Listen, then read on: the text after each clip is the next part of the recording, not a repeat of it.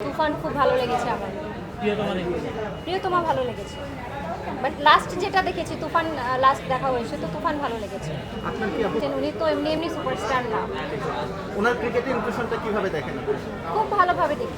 আমার তো ভালো লাগে, গানটাও খুব ভালো লেগেছে আমার, সব আর্টিস্টকে নিয়ে যেটা করেছে।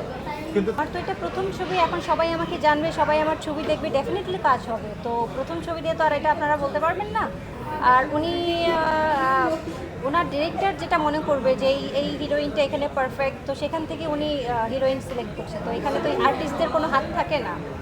আপনি কি মনে করেন কিনা শাকিব ভাইয়ের সাথে সিনেমা করলেই কি নায়িকাদের ক্ষেত্রে? উনি বাংলাদেশের সুপারস্টার, তো ওনার সাথে যদি কেউ ফ্রেমে আসে ডেফিনেটলি মানুষ তাকে নোটিস করবে। আপু, শাকিব খানের সেরা সিনেমা আপনার কাছে কোনটা মনে হয়? রিসেন্ট যেগুলি করছেন নাকি আগের সিনেমা? আগের সিনেমাও আছে, রিসেন্ট হচ্ছে আপনার রায়হান রাফি ভাইয়ের যেটা করলো তুফান। তুফান খুব ভালো লেগেছে আমার। প্রিয়তমা দেখেছি। প্রিয়তমা ভালো লেগেছে, বাট লাস্ট যেটা দেখেছি তুফান, লাস্ট দেখা হয়েছে তো তুফান ভালো লেগেছে। আপনার কি আপু মনে হচ্ছে না যে শাকিব এখন মুভিগুলো অনেক চুজি মুভি নির্বাচনের ক্ষেত্রে বেছে বেছে সিনেমা করছে, গল্পগুলোর ক্ষেত্রে গুরুত্ব দিচ্ছে এবং তার অ্যাক্টিংটা কেমন হচ্ছে সেটাও বেছে বেছে কাজ করছে দেখে এখন বেশি সফল হচ্ছে?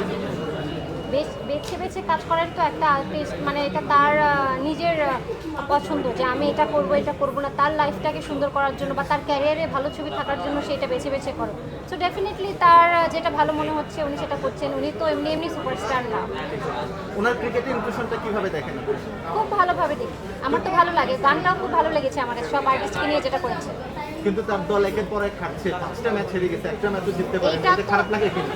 এইটা খারাপ লাগার বললে, এটা খেলাটা তো আর কেউ ইচ্ছে করে করে না, এটা তো কেউ বলতে পারে না কি হয়। এই তো